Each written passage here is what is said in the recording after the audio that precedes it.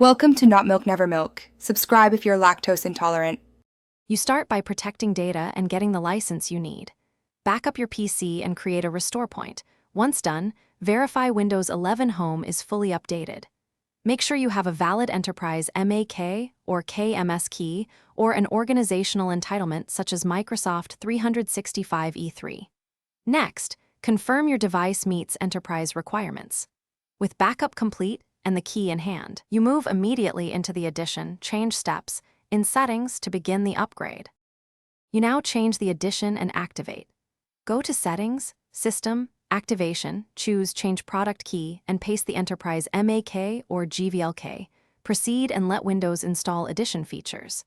If the settings path errors, run command prompt as admin and use slmgr/ipk followed by slmgr/auto to apply and activate the key.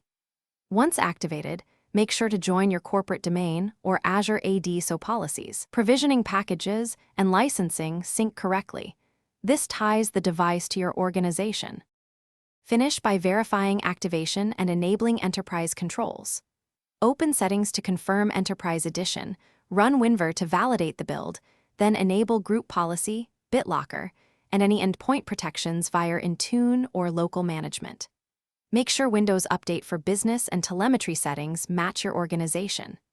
If something goes wrong, try SLU4 for phone activation, rerun slmgr commands, and check Event Viewer for license errors. If unresolved, contact your licensing admin or Microsoft support to resolve. Thanks for watching. If this was helpful, leave a like and consider subscribing. See you next time.